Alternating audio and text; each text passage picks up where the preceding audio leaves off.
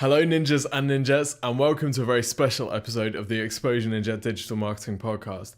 My name's Tim Cameron Kitchen. I'm a best-selling digital marketing author and head ninja at Exposure Ninja, which is a marketing agency in the UK that helps businesses to generate more leads and sales through their website. Now, this show is all about helping you to generate more leads and sales for your business. And in this episode, I'm delighted to be joined by Aaron Krause, who is the daddy of Scrub Daddy.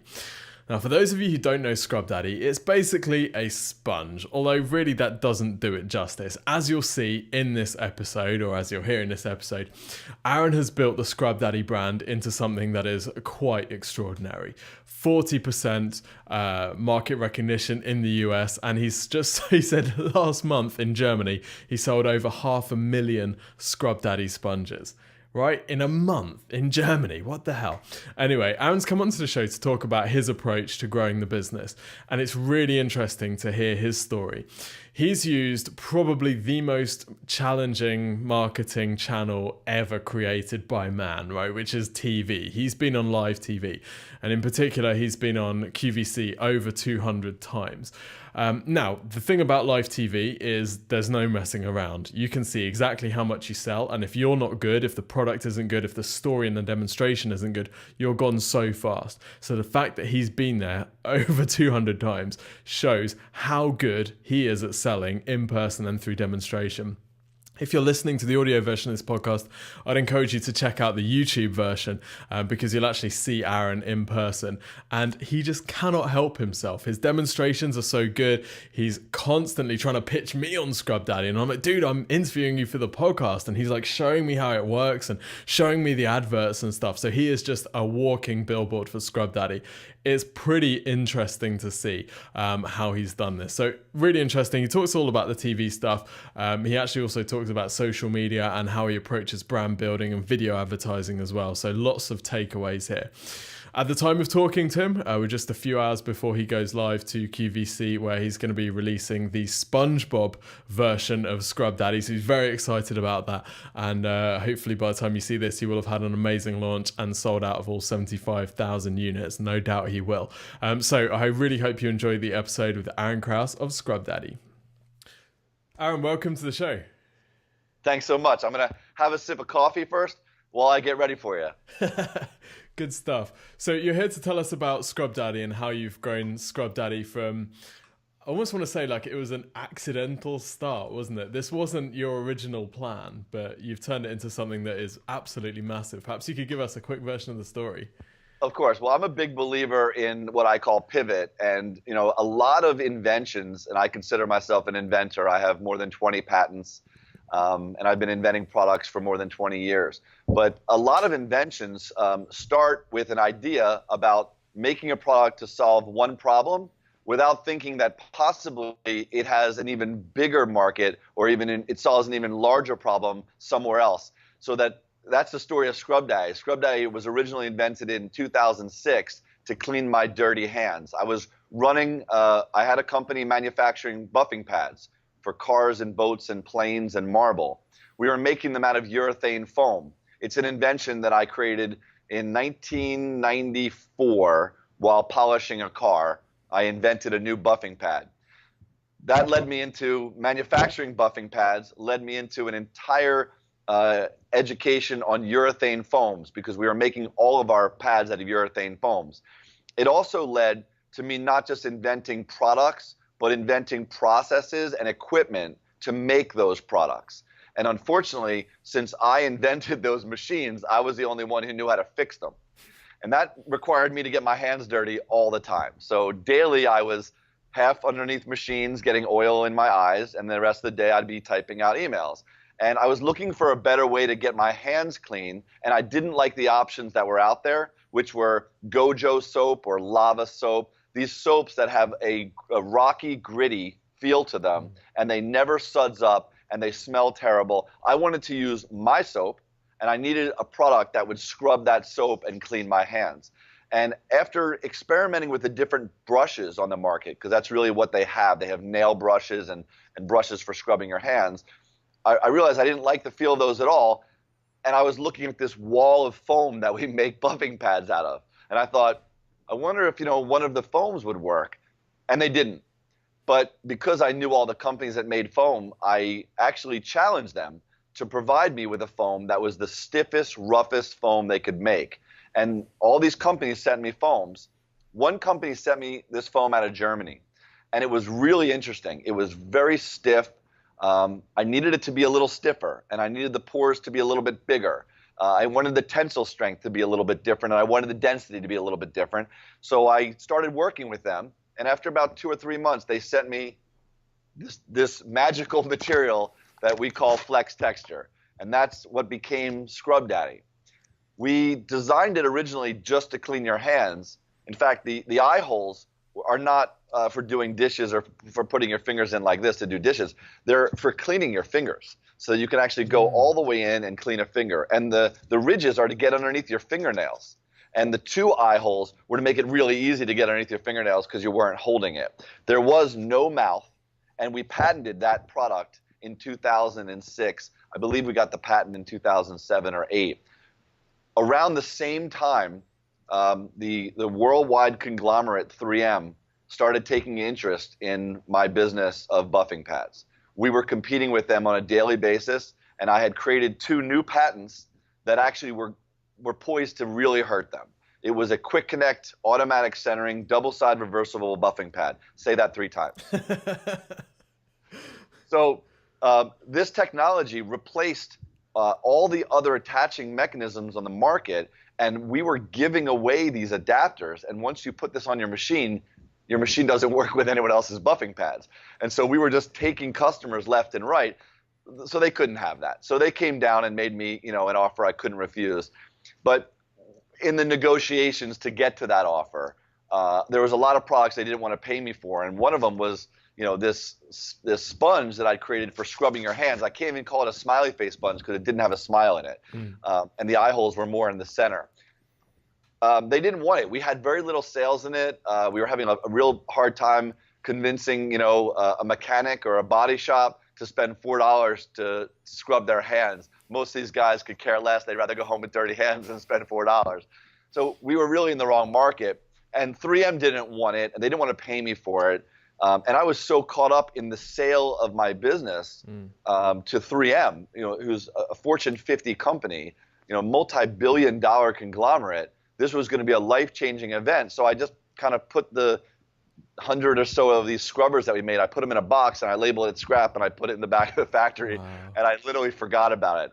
We sold the business in 2008. I ended up running as a developer and a consultant for 3M for the next 5 years. And it wasn't until 2011 that my wife started nagging me to clean the lawn furniture because the spring was coming. And I started out using a traditional sponge, the one with the green scouring pad on the back and the yellow, stinky, smelly cellulose on the other side. Well, I went to scrub the algae and the mold off of the lawn furniture that had been sitting outside, and it scratched the paint off.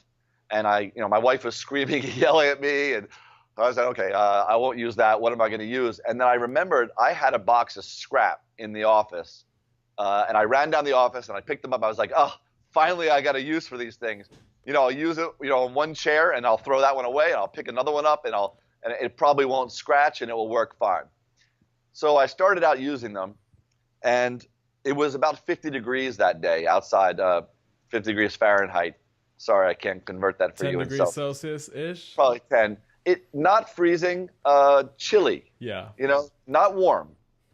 And I didn't want to work outside in a bucket of cold soapy water, so I made a bucket of warm soapy water. And I took this, rock hard scrubber that we made, and I dunked it into the warm water, and it went shh, and went completely soft.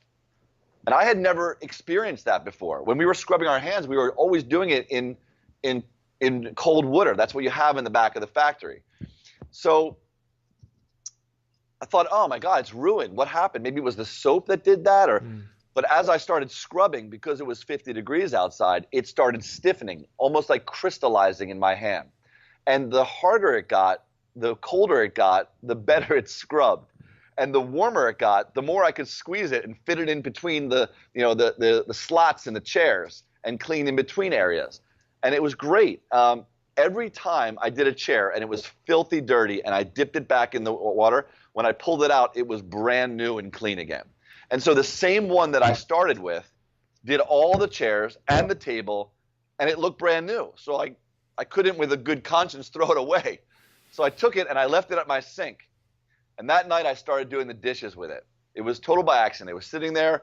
I just picked it up and I started scrubbing the dishes with it. And it was fantastic. And I started doing the hot and cold.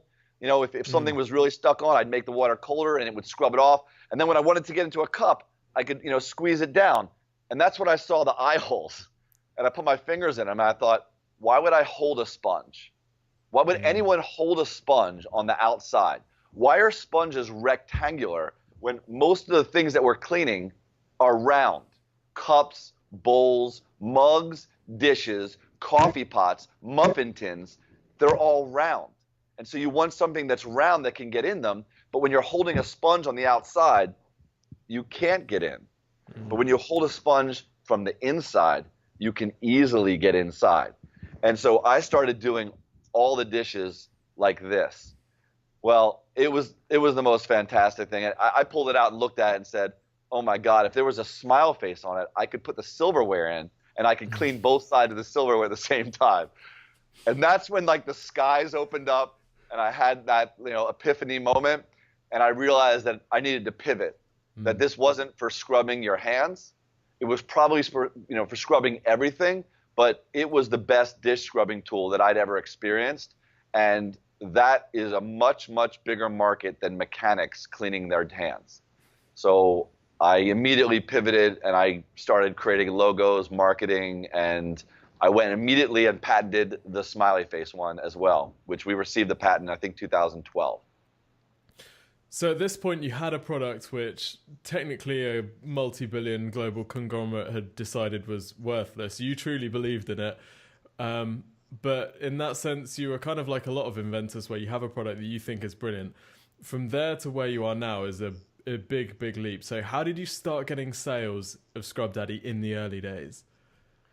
Well, originally, I thought, we need to sell on the shelves right next to all the other sponges. So I had no experience in that marketplace. I started calling supermarket chains.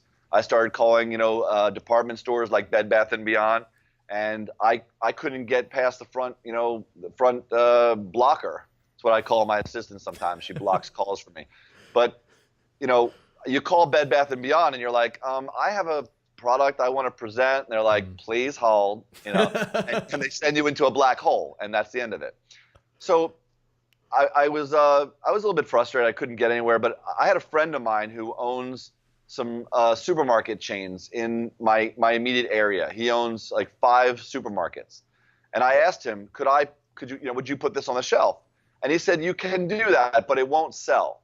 And I said, what are you talking about? It's a smiley face sponge in a bright orange box, and it's, how can it not sell? And he said, people don't come to the supermarket looking for the latest technology in sponges. They want to get their eggs, their milk, their cheese, and they want to grab the same sponge they've been using for 10 years and leave. So I didn't believe him, but he agreed to put it on the shelf, and I did that, and it didn't sell. And he said, I told you it wouldn't sell. He's like, but look, here, if you want it to sell, this is what you need to do.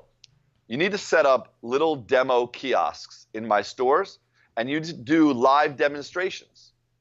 So I did that. I set up a little booth, and people would walk by, and I'd let them feel the hot and cold, and I'd do a little demo with my fingers in the eye holes, and I would do the spoon in the mouth, and bam, sold. People would buy 1 and 2 at a time.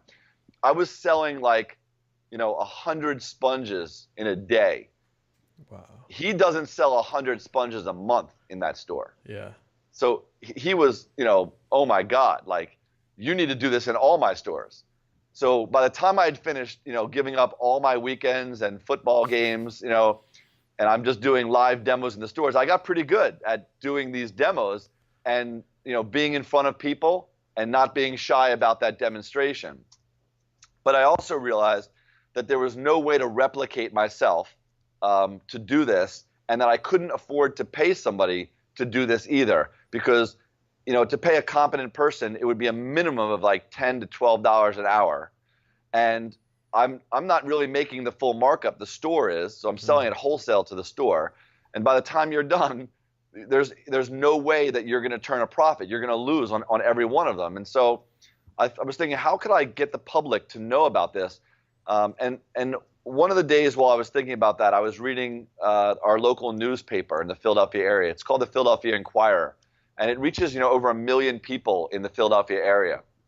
And it was just 2011, so you got to remember the U.S. is still in a pretty serious recession, verging on a depression, and the newspapers just love it because they're writing all these negative stories all the time about how we're going to go into depression. It's going to be worse than the Great Depression. They're calling it the Great Recession now, and China's taking all our jobs, and we're all going out of business.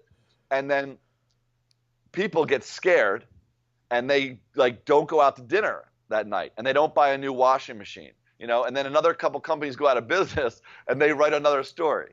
So I called the editor up, and I said, you write these articles. I read your newspaper, and I read the business section because I'm a businessman, and I like to know what's going on. And I think you're part of the problem. I think you write these negative stories all the time, and you scare people, and then they don't go out and shop, and then 2 more businesses go out of business, and you guys write another story. Why don't you write a positive story? I'm right here in Philadelphia. I'm creating new products, creating new jobs. I sold my last company to a multi-billion-dollar conglomerate, and I'm going to do it again. And they were like, oh, really? What's that? So they came down, and they spent the day with me. And as you can see, I'm not shy. I can talk. So I talked their ear off for the day. And they wrote a glowing article on the front page of the business section on a Sunday called "He's the Daddy of the Scrub Daddy." And it hit over 1.5 million people. And the phone started ringing, the website started getting sales, and a guy called me and said, this sounds really interesting. I get products onto QVC, the home shopping channel, and I think this product would be just amazing on there. What do you think? And I said, so you work for QVC? And he said, no, I'm a broker. I get you a meeting at QVC. And I said, well, why can't I get a meeting at QVC? He said, well, if you can do that, you should do that. But if you can't, here's my number. Give me a call. So I thought, the guy's an idiot. QVC is right here in Philadelphia. I don't need him. I'll just go there myself. So you go there, and they give you a card at the door. You need to go out of here and fill out our website. There's a form there. That's the only way you can submit a product. So I did that. It was a matter of hours. I got the rejection letter. It goes into a spin cycle on a washing machine, and it just spits out rejection. So immediately we were rejected.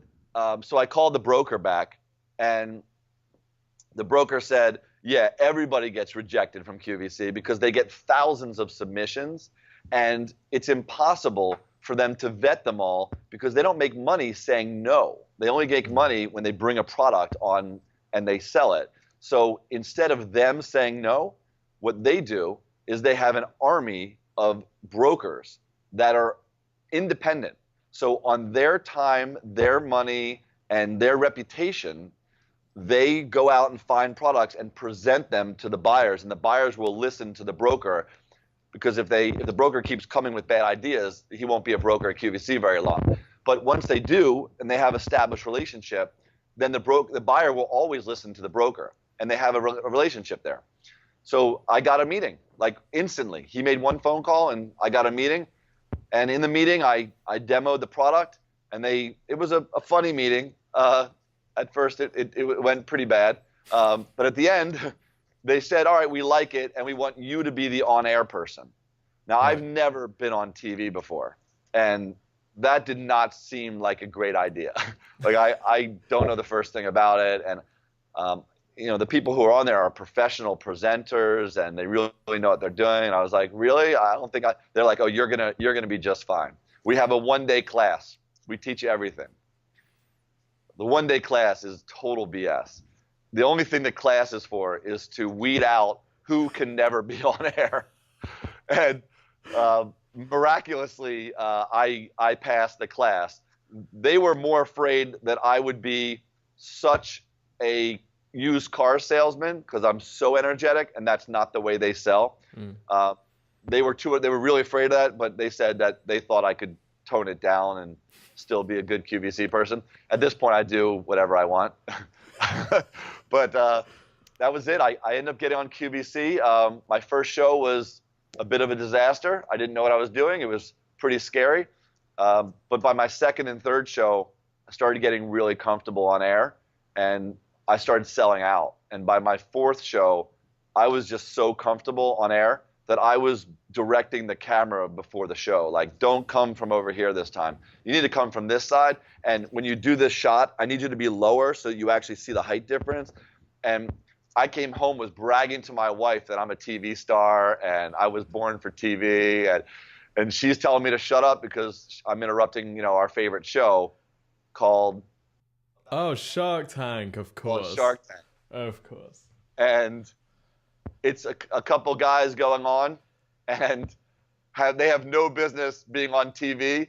They have no business representing their own products, and they came unprepared to the Shark Tank. You know how that works out? It's not good. It's not good.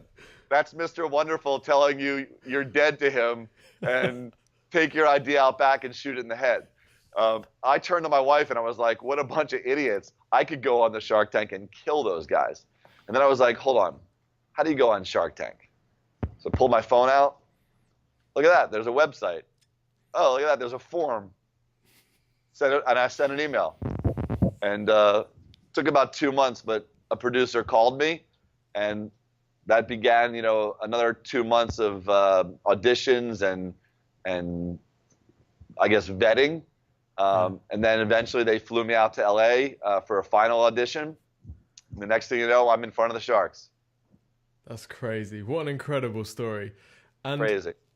So that early experience in the supermarkets where you're standing in front of a small group of people and you're working on your pitch, you're figuring out what sort of demonstrations are getting the best reaction from people.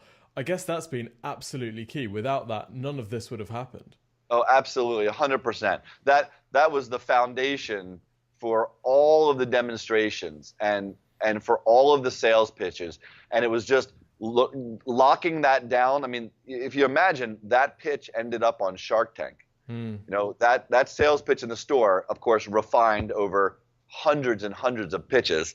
But if you just tried to go on Shark Tank, and I felt like and I didn't have that level of experience, then my pitch wouldn't have been so smooth and so refined.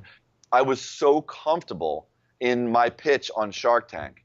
People are like, oh my God, were you nervous? I was like, absolutely not. In fact, the truth is, I don't even remember doing the pitch. I remember leaving my body and watching myself do the pitch and like congratulating myself. Oh, that was really good. You did a nice job on that. Oh, keep going. But my hands and my mouth were just going through the motions of muscle memory. I wasn't thinking about it at all. The only time I started getting a little nervous was at the end of the pitch. It was like, zoom, and I was like, oh my God, I'm on Shark Tank, and I just finished my pitch, and I'm standing in front of all the sharks. But then they all started going, wow, oh my God, that was amazing. And I was like, yeah, I got him. I knew it. Because I guess that's the bit that you haven't rehearsed 1,000 times. That's the bit that is unknown. Correct. Unknown variable. Yeah, the unknown is what are they going to do after that? Yeah. But it was definitely the experience in the stores, and then it was that experience on QVC was also really fundamental in how I got onto QVC and how I got onto Shark Tank. I learned a lot about TV.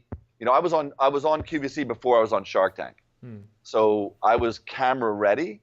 I was comfortable in front of a camera, which is not the easiest thing. Actually, people think it's really, how easy, that's so easy just to be an actor.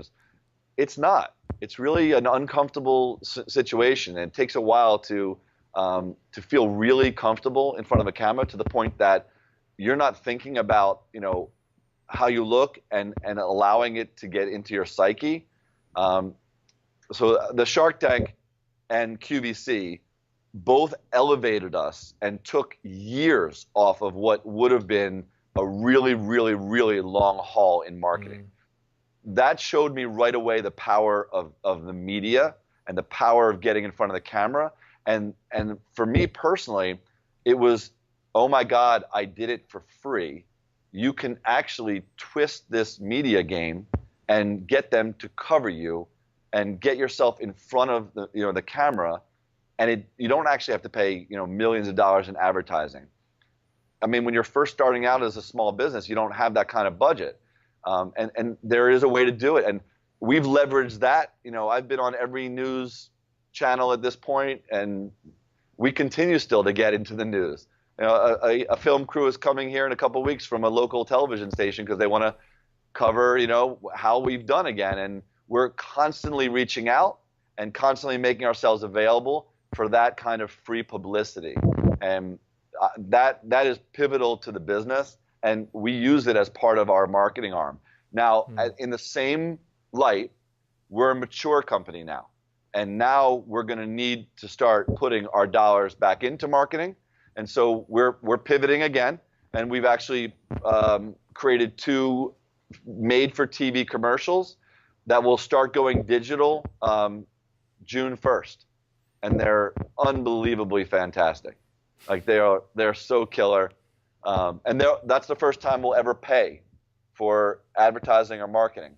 But it's time to do that. As in the position that we're in and the stature of the company, we need to compete now on a level playing field with the other major competitors out there, and those companies are much larger. Procter and Gamble, 3M, Clorox. These aren't small companies. These are massive conglomerates, and we've done a great job building our brand.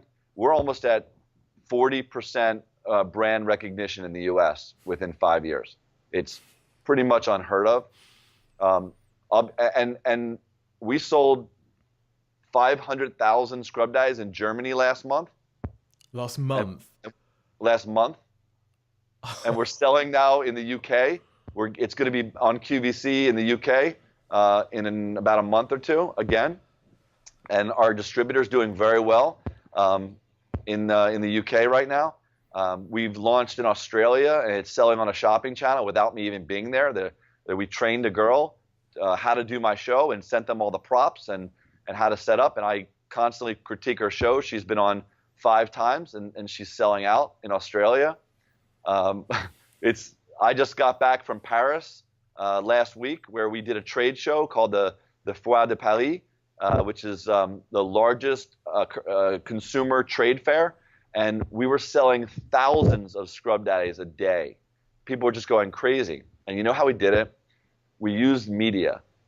Our French distributor took our model and flew in a bunch of French journalists and television personalities, flew them to our headquarters for 3 days to tour and go out to dinner with us and go to a trade show that we were doing in Philadelphia and get to know Scrub Daddy that they were bringing to Paris.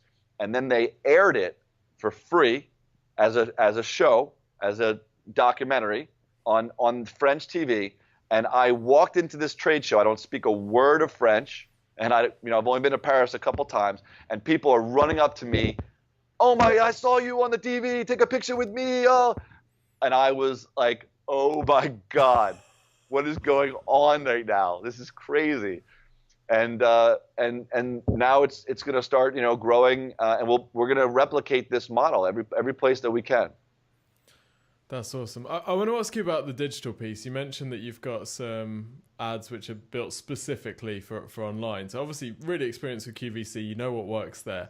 What do you do differently when you're creating ads for online? And which channels are you going for? Is it Facebook and YouTube primarily? So the ads were actually made for both digital and also traditional television. Mm-hmm. And so they're not in the vein of how to do a QVC show. They're not a selling platform. It's not, look at the product, look how it does this. We wanted this to be just brand building. We just want you to know about the product. And here's why. At this point, we're in every major retailer in the country, right? We're in Walmart, we're in Target, we're in Kroger, we're in ShopRite, we're in Bed Bath & Beyond, we're in Home Depot, we're in Lowe's, we're in CVS, we're in Walgreens, we're in Costco. If you name a retailer, we're probably there on the shelf. Now, I just need you to buy it. we've gotten through the really difficult part, which is brand recognition, to get a buyer to believe that if this is on the shelf, it will sell. Now we need to sell more. So now I just need you to know what the product is, and not a hardcore sell and not a direct sell. This is not an infomercial where there's a call to action. Buy it right now. This is, oh my God, that was really entertaining. Oh my God, Scrub Daddy is so much fun. That's something I would love to see. I would love to try. And I saw that on TV. Oh, there it is. Let me try it. So when I tasked the media company that was going to do this, I said, this needs to be in my brand. So my brand is fun, it's creative, it's happy, makes you feel good. And we started, putting all this together, and we came up with this concept that it's very Disney-like. And we loved the way that La La Land. Did you ever see La La Land? Love it. So we had this concept: how can we make Disney meet La La Land and talk about Scrub Daddy? You want to see it? I'd love to see it. I'm not opposed to showing it, because when do you think this might air? This will air in about 4 weeks' time, 3 or 4 weeks' time. All right, so by that time we'll already be out there. So if none of your viewers have seen it already, La La Land meets Disney meets Scrub Daddy. This is La La Land meets Disney and describes Scrub Daddy. Hopefully this will play for you. Well, I think it's better to do it. So let's see if you can see. I can see that.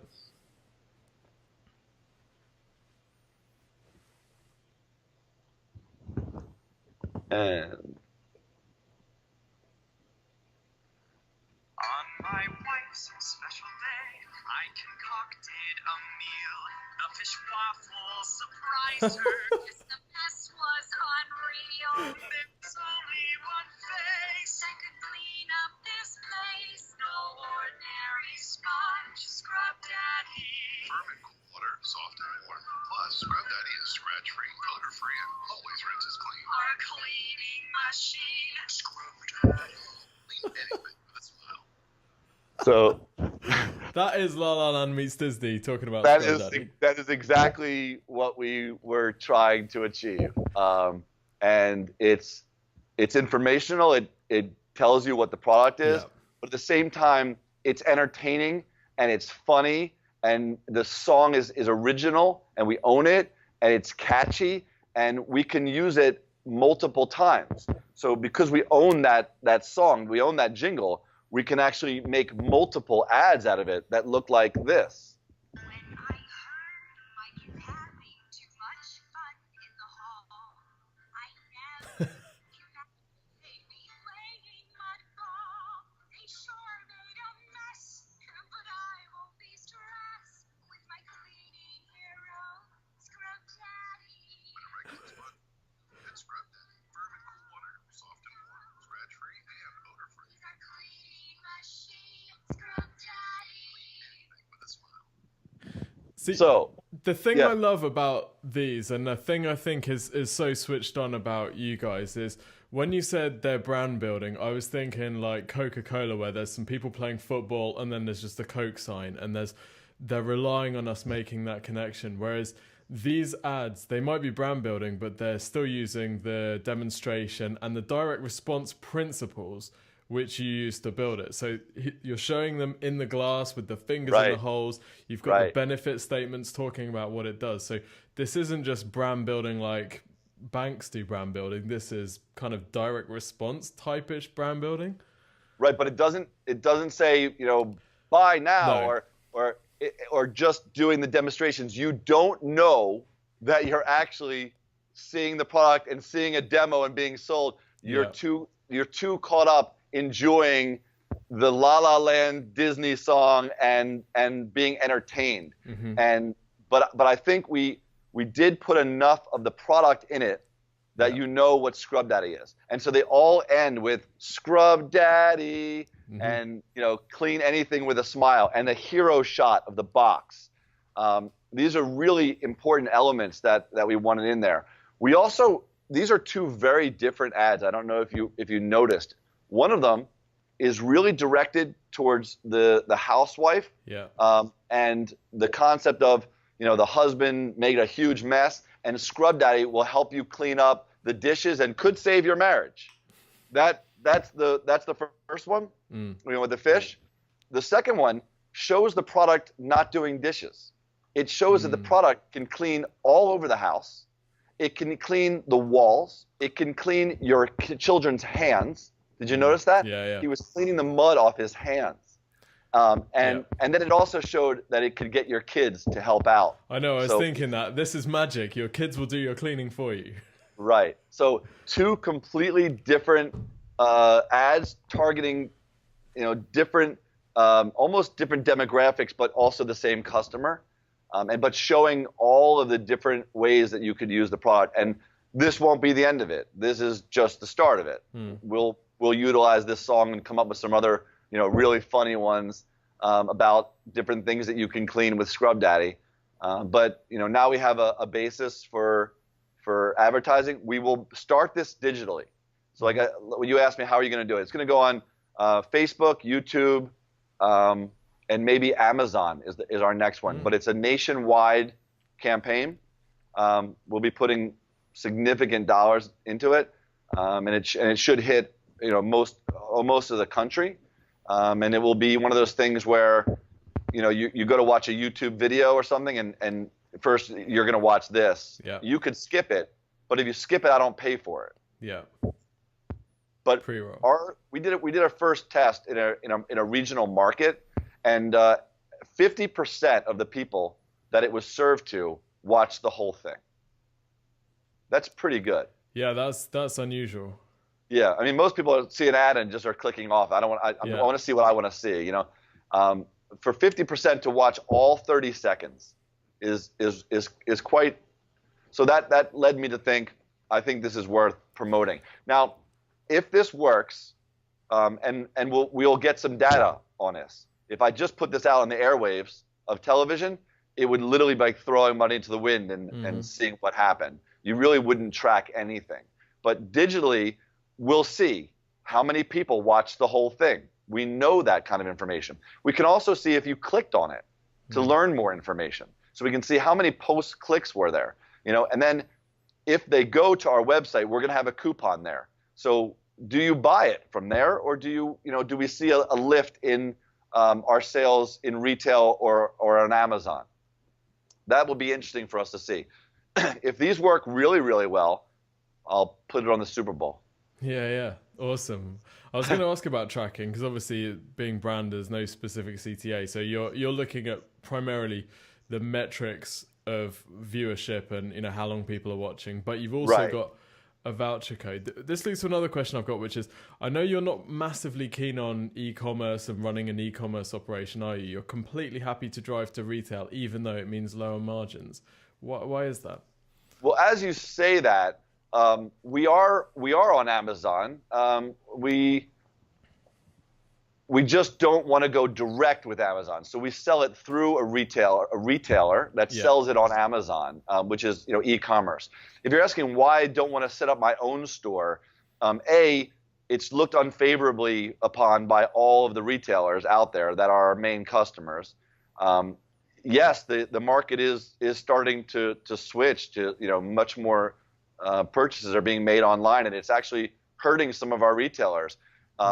We'll pay really close attention to what the market tells us if we need to switch our, you know, to one side versus the other. But I think right now we're spread pretty well. I can sell on Amazon. Our Amazon sales are going up all the time. A lot of our retail stores have an e-commerce website. Walmart sells online. Target sells online. Bed Bath sells online. They're just not full e-commerce. They also have a brick and mortar location. I think it will settle somewhere in the middle. Yeah. I don't think that every retail chain is going out of business. I still think that people will want to go to a supermarket and touch their own fruits and vegetables, and pick their own produce. And I think that people don't want to just sit in the house all day long. That it will become, you know, let's go to the store. Like I'm already, I've already sat home for 3 days and ordered all my stuff on Amazon. So I think, there's a pendulum swing, Yeah. and I'm so ingrained right now in the retailers that I don't want to, go into competition against them and make it look like, we're doing that. Also, there's significant infrastructure that you need to set up in order to deal with the public at large. And that makes it much, much more complicated. And it raises all your costs. I mean, sure, you make the full margin, but you don't, because you need to have so many more people in accounting, so many more people in shipping, so many more employees packing up individual boxes, so much more space to handle all of the corrugated for every little box that you're going to package and track. And I'd rather palletize a truckload and send it to Bed Bath. I mean, that's why I choose to do the model like this. Again, I'm not stubborn to the point of, if I see our business suffering and all the business is going to that direction, I'm not going to let us go out of business. I'll pivot and we'll put some more efforts into going towards e-commerce. But we're already doing that. If you look on Amazon and you put in Scrub Daddy, we've built out an entire e-commerce store, Scrub Daddy store, with all our products, and we are uploading videos now so that there's video content. We spent significant money to create beautiful informational videos about every one of our items, and they're all online, and they're all for use on Amazon selling our product. So, one of my largest e-commerce retailers is QVC. So, QVC sells on their website all day long with a demonstration video, which is always the last show that I did, and I can sell bulk quantity to QVC all day long and let them handle all the rest of the logistics, all the rest of the individual shipments, all the customer service complaints, all the tracking, all the little boxes that have to get packed up and have a stamp put on. Sometimes it's better to stick to your wheelhouse, what you're really good at doing. We're good at making sponges, creating new sponge products. I'm not a logistical warehouse that wants to package up 10,000 boxes a day and ship them out. So that's my answer for you. I would suggest you're also fairly handy with branding, but that's another story. Facebook, I just want to ask you quickly about Facebook. I know we're approaching the end of our time together, but what's your approach with Facebook? Do you treat it as a purely self-promotional thing? Are you looking to engage with people? Are you looking to share people who are using Scrub Daddy? How do you see this? So we do all of the above, and I don't limit it to Facebook. It's literally our social media programs. So that is Facebook, Twitter, Instagram, Pinterest, Snapchat. Did I miss any? LinkedIn. So on all these platforms, I have an entire department, and they're literally scouring through every single comment and responding to every single comment. Any complaint, any private message, public message, post, anything, it has some type of response. It's either a customer service response, or they're like, "Thank you so much for the love. We love you right back." We use it as a communications platform, direct with our customers. We use it to share launches, like you just saw. We don't just post that. We paid and promoted that post. I want people to know that I'm on QVC tonight with our brand new SpongeBob. So we're using it for advertising purposes, and we use it for. We use it a little bit to track our competitors. I mean, we're watching what other people do, and what our competitors are posting about, and if they comment about us, we like to, so we're using it for some exploratory concepts regarding how our competitors are handling it. I watch every one of our competitors on Instagram all the time, and I cringe when they do stuff that I think is copying us or is reminiscent of what we're doing. And sometimes I'll even see things that they're doing that I'm like, that's interesting. Maybe we should look at doing something like that. My wife handles the social media and PR. outside the company. She doesn't work in here. She works from home. But we also have a multimedia communications director, a customer service person, and we're actually hiring another person for that department. Cool. So do you see social as quite a big part of Scrub Daddy's marketing growth as things like TV maybe lose a little bit of? Very, very, very big. And so big that we now have a Facebook France page, a Facebook UK page, a Facebook Germany page, Facebook Australia page, US page. Do we have a Canada page yet? They need to get one up. Fix it for me. And fix it for me. Awesome. Aaron, this has been fun. I think that social media is, obviously is the new way that companies can directly engage with their customers and see their feedback. It's not always that a customer will call the company to complain or even to say something nice, but they love to post about it and they love to put a picture up about it. And, we can take that asset and blast it out and be like, either we can squash it by sending them a replacement or making them feel better about the situation, or we can ask them for permission and use that and be like, look what our customers are saying.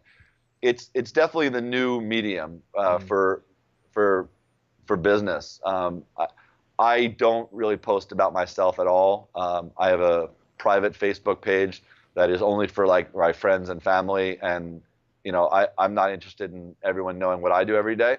But a lot of people are. But as far as a business tool, I think that it's every single business, it should not just be on Facebook, but better have an entire social media platform that they're engaging with their customer base, and it also shows your competitors how real you are.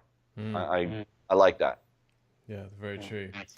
We're coming to the end of our time together, Aaron. We've got a quick fire round, 3 super quick questions. We're just asking for the answers that hit you immediately. Sound good? I don't do that. But I'll try. You'll try. Okay. So if you could only pick one marketing channel to promote Scrub Daddy, you have to ditch everything else. What would it be?